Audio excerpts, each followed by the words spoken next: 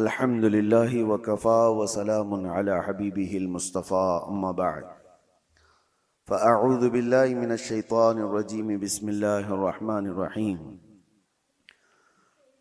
يا أيها الذين آمنوا كتب عليكم الصيام كما كتب على الذين من قبلكم لعلكم تتقون صدق الله مولانا العظيم۔ بارگاہ رسالت معاب صلی اللہ علیہ وسلم میں درود پاک کا ہدیہ پیش کریں۔ اللہم صلی علی سیدنا و مولانا محمد معدن الجود والکرم وآلہ واصحابہ الکرام وابنہ الکریم وبارک وسلم صلاة دائمة سرمدا ابدا۔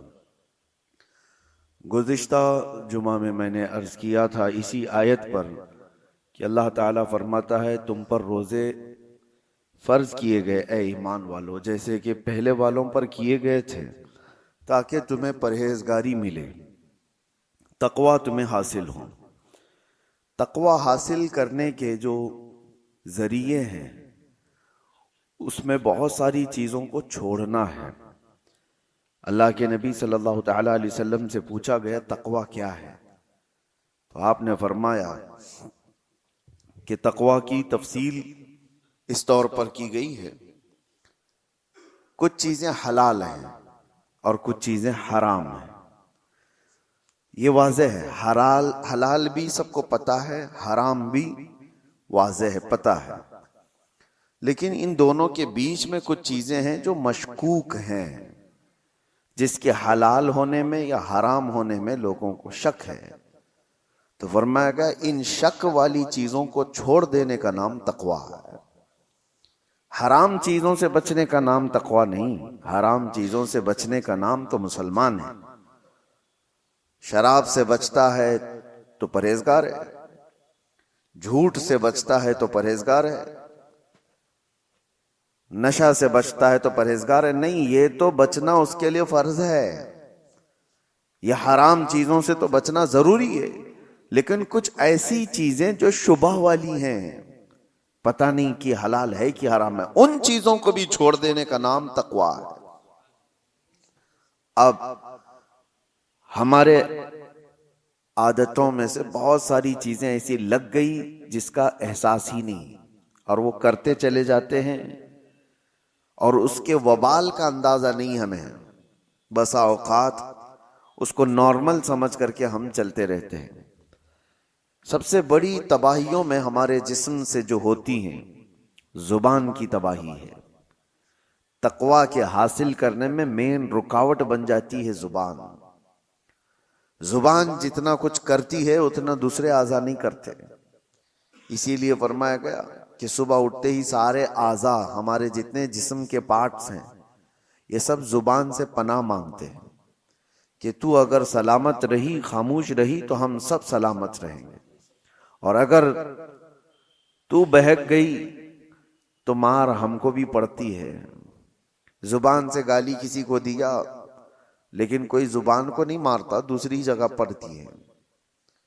تو زبان کے متعلق یہ کہا گیا کہ اس کی تباہ کاریاں زیادہ ہیں، اور یہیں سے بات آتی ہے اب روزے کی۔ میں آپ کو کہوں، ظاہری طور پر تو ایسا لگتا ہے کہ روزہ رکھوا کر کے منہ کی تمام چیزوں کو بند کر دیا گیا، یعنی کوئی غذا، کوئی پانی اندر نہ جائے۔ جو زبان جس کے چٹخارے لیتی ہے، جس کی لذتیں لیتی ہے، جس کو چکھتی ہے، اس کو روک دیا گیا ہے کہ زبان کے ذریعے سے کوئی بھی چیز اندر نہ جائے، اس کو خاموش رکھنا ہے۔ صبح سے لے کر شام تک کھانے پینے کی کوئی چیز اس سے نہ گزارو۔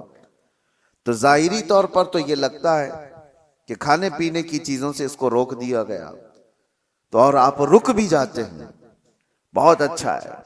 اور کھانے پینے کی شہوتوں سے زبان کو روک تو دیا، لیکن اس کے بعد یہ کچھ دوسری شہوتوں کی طرف چلی جاتی ہے۔ زبان سے بے حیائی کی باتیں کرنا، گالی دینا، غیبت کرنا، چغلی کرنا، اگر اس سے وہ نہ بچ پائی تو پھر کھانے پینے والی چیزوں سے بچنے کا کوئی مطلب نہیں رہ جاتا۔ زبان کی دو غلاظتیں ہیں، ایک وہ کھانے پینے کی حرام لذتوں کی طرف سے اگر اس کو دی جائے تو ایک خرابی وہ ہے، اور دوسری وہ ہے کہ اس زبان سے لوگوں کو زخمی کیا گیا ہے تو وہ بڑی غلاظت ہے. اس سے اگر نہیں بچ پاتا آدمی تو کھانے پینے سے اپنے آپ کو بچا کر کے کیا فائدہ کیا ہے. حدیث پاک میں ملتا ہے حضور پاک صلی اللہ علیہ وسلم کے پاس 2 لڑکیوں کی شکایت لائی گئی تھی. شکایت کیا؟ فرمائش کہ شام ہونے سے قبل وہ بہت بے چین اور بے قرار تھیں کہ ان کو جیسے ہمارے ہاں کہا جاتا ہے روزہ لگ گیا. 2 لڑکیوں کے بارے میں اجازت مانگا گیا کہ ان کو جلدی افطاری کی اجازت دی جائے، اس لیے کہ ان کا حلق سوکھ گیا اور یہ بے قرار ہیں، بہت تڑپ رہی ہیں بھوک اور پیاس سے. حضور پاک صلی اللہ تعالی علیہ وسلم نے پوچھا کون ہے؟ فلاں فلاں ہیں. نبی کریم صلی اللہ تعالی علیہ وسلم نے دیکھا اور ارشاد فرمایا وہ کیوں بے قرار ہیں؟ انہوں نے تو روزہ رکھا ہی نہیں، وہ تو روزہ رکھی ہی نہیں، وہ دونوں کیوں تڑپ رہی ہیں؟ تو کہا کہ نہیں یا رسول اللہ صلی اللہ علیہ وسلم وہ تو روزہ تھیں، روزہ رکھی تھی. کہا ان کو بلایا جائے. دونوں آئی تو وہ سوکھا چہرہ، نڈھال جسم، لیکن حضور پاک صلی اللہ تعالی علیہ وسلم نے ایک برتن منگوایا اور ان کے سامنے کیا. کہا اس برتن میں اپنے حلق میں انگلی ڈالو اور قے کرو. ایک وہ روزہ رکھنے والا جس کا پیٹ سوکھ چکا ہے، الٹی کیا ہے گی؟ جو صبح سے شام تک کچھ کھایا ہی نہ ہو تو الٹی کیا کرے گا؟ لیکن نبی پاک صلی اللہ علیہ وسلم نے جب فرمایا تو ان لڑکیوں نے اپنے حلق میں انگلی ڈالی اور جیسے ہی قے کرنا شروع کیا الٹی، تو گوشت کے کچے ٹکڑے باہر آنے لگے، تازے تازے ٹکڑے اس برتن میں بھر گئے. تو ان لڑکیوں نے دیکھ کر کے واویلا مچایا کہ ہم نے تو گوشت کھایا بھی نہیں تھا، یہ آیا کہاں سے؟ حضور پاک صلی اللہ تعالی علیہ وسلم نے فرمایا کیا فلاں جگہ پر بیٹھ کر تم مومنہ عورتوں کی غیبت نہیں کر رہی تھی، ان کی برائیاں نہیں کر رہی تھی؟ اور اللہ تعالیٰ نے قرآن پاک میں فرمایا ایعب احدکم ان یأکل لحم اخیہ میتا، جو اپنے بھائی کی غیبت کرتا ہے کیا وہ اس بات کو پسند کرتا ہے کہ اپنے مرے ہوئے بھائی کا گوشت کھائے؟ یہ عام سی بلا ہو گئی ہے جس کو ہم ہلکے میں لیتے ہیں، عام سی بلا ہے. خاص طور پر عورتوں میں بھی محفلیں سجتی ہیں باضابطہ، اگر ان کا تھوڑا سا خالی وقت مل گیا تو اس خالی وقت کو وہ ساری غیبتوں کے نظر کر دیتی ہیں. فلاں بغل کے عورتوں کا کیا حال ہے، فلاں رشتہ دار عورتوں کا کیا حال ہے، ساس کا کیا حال ہے، بہو کا کیا حال ہے، نند کا کیا حال ہے. یہ تمام چیزوں کی غیبتوں کے درمیان ان کی پوری محفلیں ختم ہو جاتی ہیں. اسی لیے فرمایا گیا کہ اس زبان کو روکنے کے لیے اللہ تبارک و تعالیٰ نے تم پر روزے فرض کیے تاکہ تقوی حاصل کرو، اور تقوی حاصل کرنے کے لیے سب سے بڑی رکاوٹ ہے یہ زبان. سیدنا ابو بکر صدیق رضی اللہ تعالیٰ پورے دن بھر ان سے کوئی 2 جملے سن لیتا تو بڑی بات ہوتی، اور آپ اپنے منہ کے اندر کبھی کبھی کنکریاں رکھ لیتے تھے. کوئی کچھ پوچھتا تو منہ کی طرف اشارہ فرماتے کہ منہ میں کچھ ہے.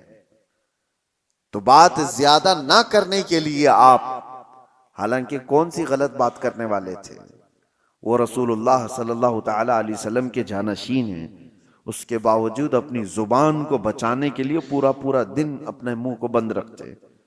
اور حکیموں نے یہی فرمایا جو خاموش رہتا ہے اس کی عزت بڑھا دی جاتی ہے. من سکت نجا، جو خاموش رہا وہ نجات پا گیا. اور اکثر ایسا ہوتا بھی ہے کہ میرے آقا صلی اللہ تعالی علیہ وسلم نے زبان کو پکڑ کر کے بھی فرمایا تھا من یضمن بین لحییہ وبین صدغیہ، من یضمن بین لحییہ وبین صدغیہ اضمن لہ الجنہ. حضور فرماتے ہیں 2 رانوں کے بیچ میں جو تمہارا حصہ ہے شرمگاہ، اور 2 جبڑوں کے بیچ میں جو تمہاری یہ زبان ہے، یہ 2 چیزوں کی حفاظت کی ذمہ داری لے لو. حضور فرماتے ہیں میں تمہارے جنت میں جانے کی ضمانت دیتا ہوں. 2 چیزوں کی حفاظت، اور یہ 2 چیزوں کو آپ سوچیں کمپیریزن کس سے ہے؟ شرمگاہ آدمی کی شرمگاہ جس سے آدمی بہت بڑے بھیانک گناہ کر سکتا ہے، زنا کا تک ارتکاب شرمگاہ سے ہوتا ہے، اور اس کے ساتھ جس دوسرے پارٹ کو جوڑا گیا وہ زبان ہے. یعنی جتنے خطرناک گناہ شرمگاہ سے ہوتے ہیں اسی انداز سے گناہ تمہاری زبان سے بھی ہوتے ہیں. ایک بات میں آپ کو بتاؤں، شرمگاہ زنا کر سکتی ہے، غلط کاریاں کر سکتی ہیں، لیکن شرمگاہ کفر نہیں کرتی. کفر جو ہے زبان کرتی ہے، کفر جو ہے وہ زبان کرتی ہے، شرک زبان کرتی ہے، شرمگاہ نہیں کرتی. اسی لیے بعض علماء نے کہا کہ شرمگاہ سے بھی زیادہ ذلت والی کبھی کبھار پارٹ یا کوئی عضو بنتا ہے تو وہ زبان بن جاتی ہے. اللہ کا انکار کرنے والی زبان، رسول اللہ صلی اللہ تعالی علیہ وسلم کی تمام نشانیاں دیکھ کر کے زبان سے ان کے خلاف بولنے والی زبان، اسلام کے خلاف بھونکنے والی زبان، یہ وہ زبان ہے جو شرمگاہ سے بھی زیادہ خطرناک ہے. اور آپ کے جسم کے اندر، آپ کے منہ کے اندر جو زبان ہے، آپ خود اس کو فیصلہ کریں کہ یہ کس حد تک صحیح ہے اور کس حد تک گری ہوئی ہے. عرب میں ایک بات کہی جاتی ہے، جراحت السنان لها التیام ولا یلتام ما جرح اللسان. تلوار سے دیا ہوا زخم سوکھ سکتا ہے، زبان سے دیا ہوا زخم کبھی نہیں سوکھتا. جس کو زبان سے آپ نے کبھی طعن و تشنیع کیا، گالی دیا ہے، اس کے دل کو چھلنی کیا ہے، وہ برسوں تک اس کا زخم دل کے اندر رہے گا، وہ مندمل نہیں ہوتا. چاقو سے کاٹا ہوا زخم تھوڑے دنوں کے بعد صحیح ہو جاتا ہے. اسی لیے کہا گیا کہ زبان کی اپنی حفاظت کرو. روزہ اس کے لیے سب سے بہترین ریہرسل تھا. روزے میں اسی لیے ہماری زبان کو روکا گیا. اب دو چیزوں کی طرف میں آپ کو اشارہ کرتا ہوں. اس زبان کی دو شہوت ہے. شہوت کیا ہے؟ برائیوں کی خواہش. اس کی دو شہوتیں، ایک کھانے پینے کی شہوت زبان کے اندر ہے، یعنی اس کو جو چٹکارے لگے ہیں نا، جو لذتیں لگی ہیں، اس سے کم پر یہ راضی نہیں ہوتی. جو تم نے لذیذ چیزوں کی اس کو عادت ڈالی، اس سے کم پر یہ راضی نہیں ہوتی. یہی تو بات ہے کہ بچے آج گھر میں کچھ سبزی بنا دو، دیکھو پھر کیسے بوال کرتے ہیں. یہ کیا ہے؟ کھانا ہے؟ کوئی نکل گئے، کیونکہ زبان کو انہوں نے کسی لذت کی عادی بنا دیا. ان کو بغیر وہ چیز کے ملے ہوئے، اس سے بھی بڑھ کر کے جو لوگ شراب کی لذت اس کو دے چکے ہیں، وہ اس سے کم پر بھی راضی نہیں ہوتی. کیوں نہیں چھوٹتی شراب لوگوں کی؟ اس لیے کہ زبان کی شہوت ہے. اور یہ زبان کی شہوت پر جب بندہ کنٹرول نہیں کرتا تو وقت ایسا آ جاتا ہے کہ پھر وہ حرام بھی نہیں دیکھتی، حلال بھی نہیں دیکھتی. یہی تو بات ہے. لوگ آج جس طرح سے باہر کھا رہے ہیں، جو ملے وہ سب کھا رہے ہیں. ان کو نان ویج چاہیے تو یہ دیکھنا بھی نہیں ہے کہ حلال ہے کہ حرام ہے، بس زبان کو اس کی لذت چاہیے. آج تو اتنا کامن ہو گیا. میں نے اس سے قبل شاید آپ کے درمیان ہی بیان کیا یا تفسیر میں عرض کیا تھا کہ رزق کی کتنی زیادہ اہمیت اسلام میں دی گئی ہے، کہ تمہیں اللہ نے پاک چیزوں پر رکھا ہے، اس لیے کہ رزق جب خراب جسم کے اندر جاتا ہے تو صرف تمہارے اعمال خراب نہیں ہوتے، تمہاری نسل بھی خراب ہوتی ہے. صرف تمہارے اعمال تک نہیں رہتا، تمہاری نسل تک بھی جاتا ہے. تو یہ آج جو دور ہے، پوری دنیا تم کو حرام پروسنے کے پیچھے لگی ہوئی ہے. ارے خنزیر کا گوشت تک پروس دیا جاتا ہے. اور لوگ اب وہ تحقیق والے لوگ نہیں رہ گئے، جو مل گیا وہ کھا لیے. پہلے تو یہ ہوتا تھا کہ ہم اپنی نان ویج چیزیں، گوشت وغیرہ کی چیزیں کہیں بھی چلتے پھرتے نہیں لے لیتے تھے. متعین جگہ سے جہاں سے ہمیں یقین ہو کہ اللہ کے نام پر ذبح کیا ہوا ہو تو وہ ہم کھا لیتے. لیکن آج اس کا اہتمام لوگوں نے بند کر رکھا ہے. اور اب ہمارے ہاں تو حلال سرٹیفکیٹ پر تو ویسی بھی پابندی لگا دی جا رہی ہے. اور جو لوگ دیتے تھے ان کا بھی کوئی بھروسہ نہیں تھا کہ یہ حلال کس طرف سے کہا جا رہا ہے. میں نے سنا گھر بیٹھے لوگ اب نئی نئی کمپنیوں سے آرڈر کر دیتے ہیں. یاد رکھنا ان کے حلال ہونے کا کوئی یقین نہیں. گھر بیٹھے لوگ آسانی کے لیے 5 منٹ میں 10 منٹ میں ڈیلیوری بوائے آئے گا اور دے کر کے چلا جائے گا. مارکیٹ میں ملنے والی فروزن چیزیں جو ریڈی میڈ ہوتی ہیں اٹھا کر کے لایا اور اس کو فرائی کیا اور کھلایا، خود بھی کھایا اور بچوں کو بھی کھلایا، جبکہ وہ حرام اگر ہو تو میرے عزیزو آپ نے پورے گھر کو تباہ و برباد کیا ہے. اپنی اولاد کو حرام کھلایا. آپ کمانے میں تو بہت حرام حلال دیکھ کر کے کما رہے تھے کہ کسی کو جھوٹ بول کر نہیں کماؤں، دھوکہ دے کر نہ کماؤں، کوئی حرام روزی گھر پہ آنے نہ دوں. تمہارے پاس حلال پیسے تھے لیکن حلال پیسوں سے خریدا حرام روزی. تو یہ کہاں آ کر کے گر گئے؟ یہ سب کی سب چیزیں ہیں، یہ زبان کی لذتیں ہیں جو بندے کو یہ سب کرا دیتی ہیں. کھانے کی ایسی لت پڑی ہوئی ہے، نوجوان ڈھونڈتے رہے کہیں نہ کہیں یہ پیزے برگر مل جائیں، اور جہاں ملا کھا لیا، کیونکہ اس کی لذت اس کو زبان کو ملی ہوئی، اس سے کم میں نہیں ہو سکتا. ویسٹرن کنٹریز میں عرب لوگوں کو تو یہ فاسٹ فوڈ کمپنیوں نے ایسا عادی بنا دیا کہ ان کے ہاں گھروں میں کھانے بننے کا رواج ہی ختم ہو چکا ہے. نہیں، ان کے لیے تو ایک تعجب کی بات ہو گئی ہے کہ گھر میں کوئی عورت کھانا بناتی ہے. وہاں تو سب کچھ باہر کے دنیا پر ڈیپینڈ ہے. یہ اور بات ہے کہ کمپنیاں ہیلتھ کے سلسلے میں تو دیکھتی ہیں، حکومتیں ہیلتھ کے بارے میں تو دیکھتی ہیں، لیکن حلال ہے کہ حرام ہے اس پر کوئی سیریسنس نہیں ہے. میرے عزیزو، چند سال پہلے ہمارے اسی شہر کی بات بتا رہا ہوں، ایک پیزے کی مشہور دکان میں ایک صاحب نے خریدا اور کھایا بھی اور دوسروں کو کھلایا بھی. بعد میں پتا چلا کہ یہ دکان والا حالانکہ مسلمان ہے، اونر مسلمان ہے، پیزے کی دکان والا. سننے میں آیا کہ وہ پورک بیچتا ہے، سور کا گوشت بھی پیزے میں ملا کر کے بیچا جاتا ہے. تو یہ صاحب فوراً بھاگے بھاگے اس کے پاس گئے، کہا کہ میں تو آپ کی داڑھی اور آپ کے نام کے سلسلے میں مطمئن تھا، تم یہ کیا کر رہے ہو؟ کہا کہ صاحب آپ کے لیے نہیں بیچ رہے ہیں، ہمارے پاس دوسرے لوگ بھی آتے ہیں، ان کے لیے بیچا جا رہا ہے. معاذ اللہ رب العالمین.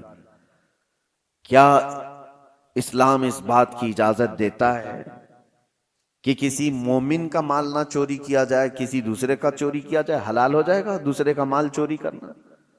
کسی مسلمان عورت سے زنا نہ کیا جائے، کسی دوسری عورت سے زنا کرنے کی اجازت دے دے گا؟ آپ کو جب خنزیر اللہ تعالیٰ نے قرآن میں حرام فرمایا تو اس کا کھانا تو چھوڑیں، اس کا اٹھانا، اس کا دینا، اس کی طرف اشارہ کرنا، سب کچھ حرام ہوگا.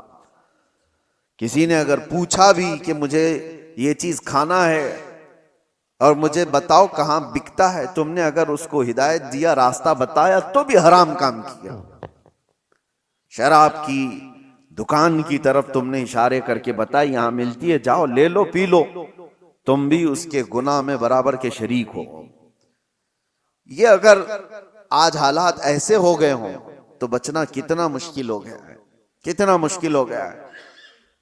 ایک ایسے مسلمان کی دکان پر اس نے دیکھا، یہ بڑا بوال بھی ہوا تھا، بہت کچھ ہوا، لیکن میرے عزیزو اس کا علاج کیا ہے؟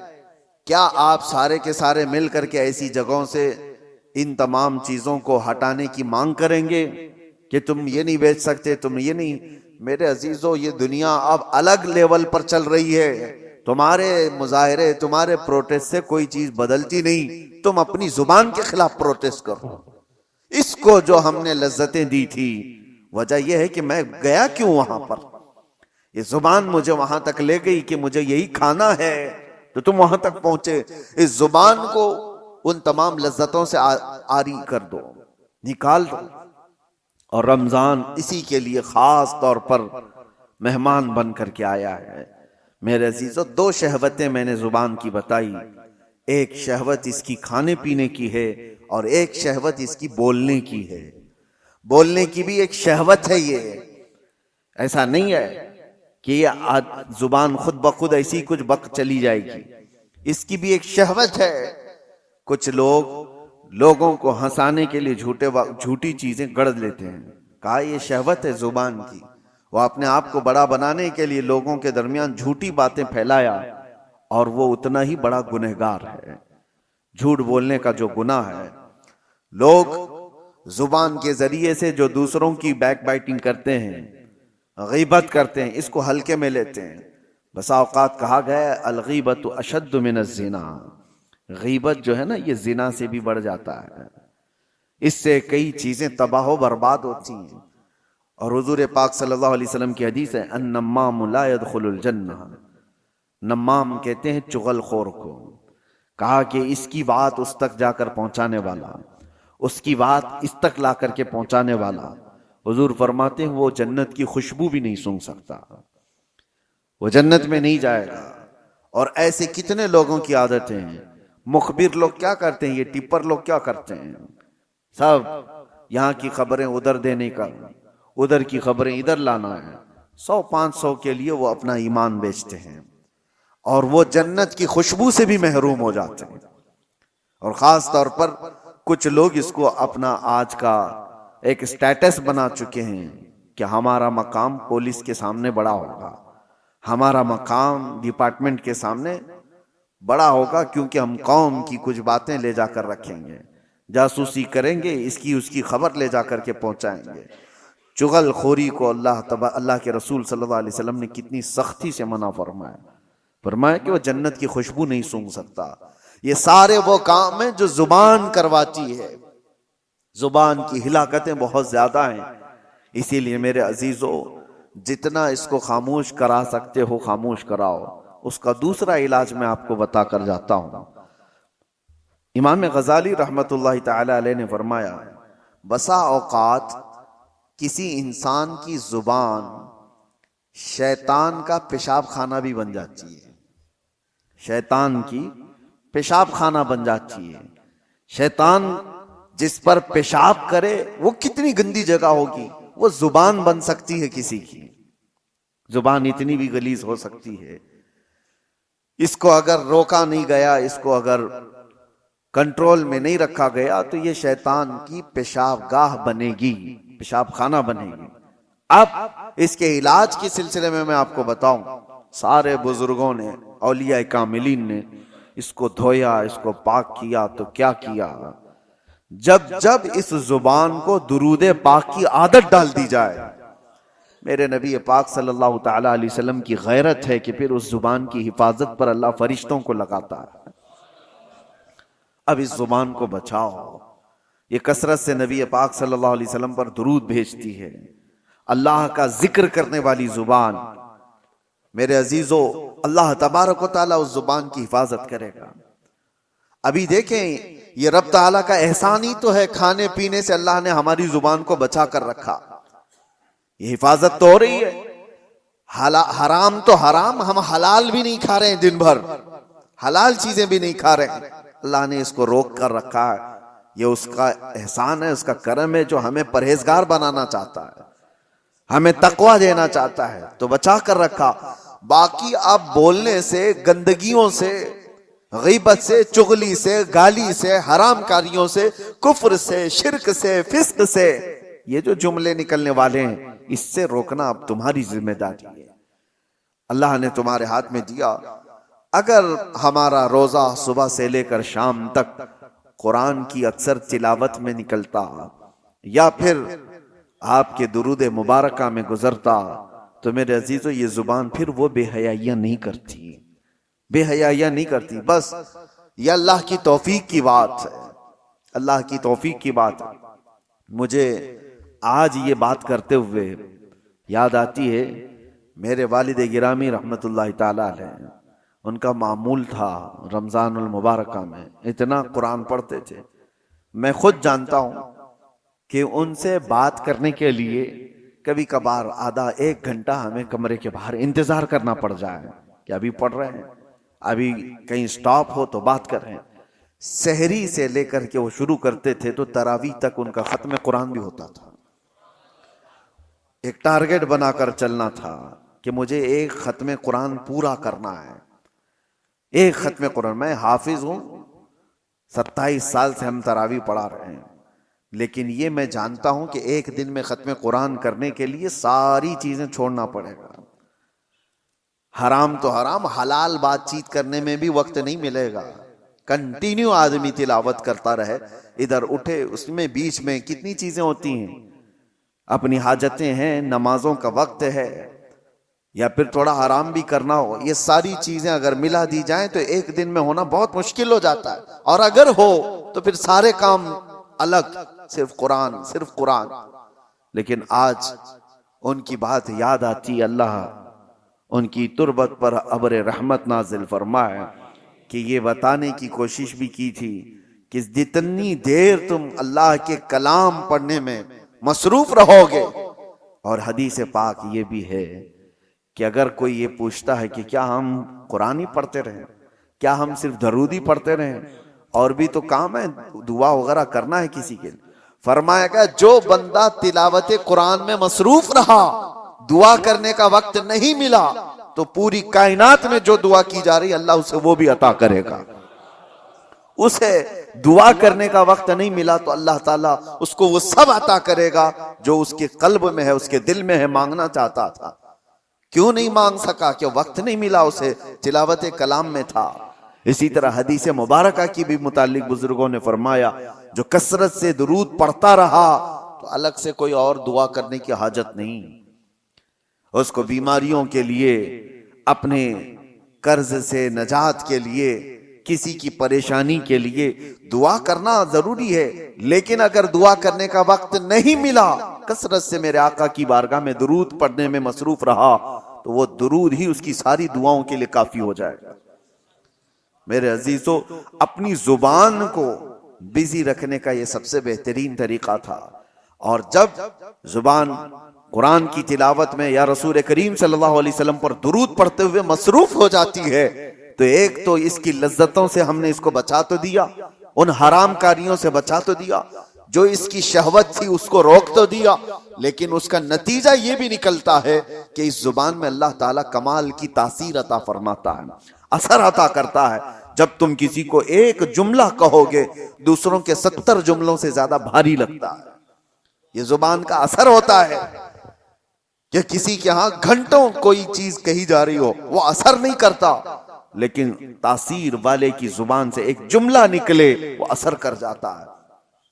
آخری بات، سرکار سیدنا غوث اعظم عبد القادر جیلانی رضی اللہ تعالیٰ جب بیان کرتے تھے تو 70,000 سے کم کا مجمع نہیں ہوتا تھا، اور مجمع ایسا کہ آپ کا بیان ختم ہونے سے پہلے کتنے تو بے ہوش ہو جاتے، کپڑے پاڑ لیتے، کئی مرتبہ تو جنازے اٹھائے جاتے. لوگوں کی روح نکل گئی. کس وجہ سے؟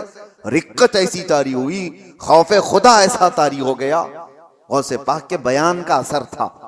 ایک بار آپ نے اپنے بڑے صاحبزادے حضرت عبد الجبار سے کہا کہ آج تم بیان کرو، ہم بیٹھتے ہیں. وہ بیان کرتے رہے، کافی دیر تک اسی طرح سناٹا رہا. وہ اتر آئے، کہا کہ ابا جان وہ مجمع کے اندر دمخم نہیں دکھتا جب آپ بیان کرتے ہیں، آپ بیان فرمائیں. سلطان الاولیاء غوث اعظم عبد القادر جیلانی رضی اللہ تعالیٰ عنہ منبر پر چڑھے اور چڑھتے ہی لوگوں سے خطاب کیا. بس آپ دیکھیں خطاب میں کیا کہا تھا. کہتے ہیں غوث پاک، اے لوگو آج میرے گھر میں ایک عجیب حادثہ ہوا. عبد الجبار کی ماں یعنی میری بیوی میرے لیے دہی جمع کر رکھی تھی ایک مٹی کی ہانڈی میں. گرمیوں کے دن تھے، میری بھی کھانے کی خواہش تھی. میں بھی تھکا ہارا گھر پہنچا تھا اور میری بیوی کئی دن سے اس دہی کو جمع کر رکھی تھی، لیکن ابھی قریب تھا کہ میں کھانے کے لیے بیٹھوں، ایک بلہ آیا گھر میں اور پنجہ مار دیا، اور اس ہانڈی کو ایسا پنجہ مارا کہ ہانڈی پھوٹ گئی اور دہی پورا بہہ گیا، اور وہ بلہ اس پہ چاٹ کر کے چلا گیا. نہ میں کھا سکا نہ میری بیوی. کہنا تھا غوث پاک کا، لوگ دھاڑے مار کر رونے لگ گئے اور آہوازاری کرنے لگ گئے، بہت رونے لگ گئے. کیا تھا اس میں؟ کیا غوث پاک نے اپنے گھر کا قصہ بیان کیا؟ اس میں رونے کی بات کیا تھی؟ ارے دہی گر گیا، مٹکا پھوٹ گیا، اس میں کیا رونے کی بات تھی؟ میرے عزیزو وہ اہل دل لوگ تھے، اور غوث پاک کی زبان سے نکلنے والے جملے یہ گھر کے قصے نہیں سنائے جا رہے تھے، بلکہ غوث پاک ان کو اشارے میں یہ بتا رہے تھے کہ انسان کی زندگی ایسی ہوتی ہے، مال جمع کرتا ہے جمع کرتا ہے جمع کرتا ہے، جب کھانے کا وقت آتا ہے تو ملک الموت روح نکال لیتا ہے، ملک الموت اس کی روح نکال لیتا ہے، اور کھانا ویسے اس کا جمع کیا ہوا سب پڑا رہ جاتا ہے، جیسے میرے گھر میں میرا دہی پڑا رہ گیا، ہم کھا نہ سکے۔ یہ غوث پاک آخرت کی بات یاد دلا رہے تھے اور لوگ دھاڑے مار کر رو رہے تھے۔ یہ تو بات ہوئی میرے عزیزوں ان لوگوں کے مجمع کی، لیکن ساتھ میں آپ کو ایک بات یہ بھی بتاؤں، وجہ یہ ہے کہ جس زبان سے یہ جملے نکل رہے تھے وہ سلطان الاولیاء کی زبان ہے۔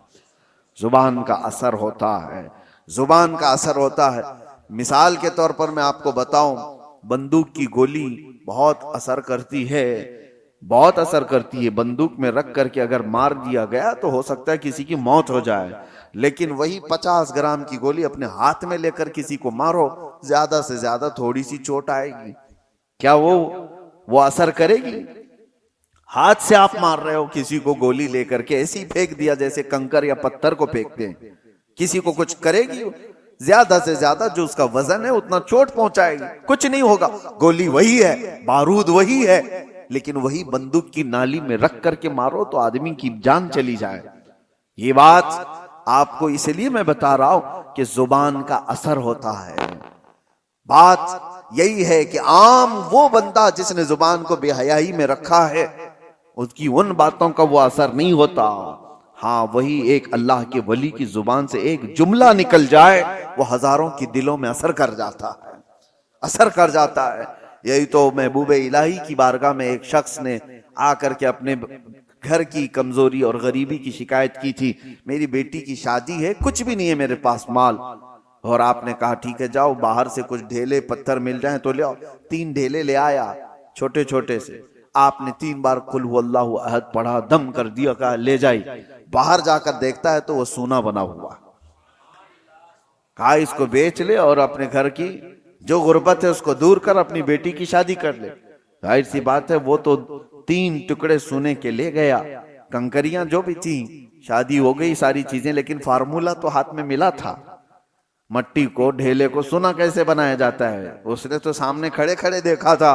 اور اس کے بعد گھر میں بہت بڑے بڑے ڈھیلے جمع کر لیا، بڑے بڑے پتھر لا کر کے بیٹھا، اور اس کے بعد وہی قل هو اللہ احد پڑھنا شروع کیا۔ 3 بار پڑھا پھونک مارا، 3 بار پڑھا پھونک مارا، وہ ڈھیلا ڈھیلا ہی، وہ پتھر ویسا ہی۔ اس نے سوچا پھر کیا پڑھا تھا انہوں نے، 1000 بار پڑھ لیا، وہ کچھ نہیں بدلا۔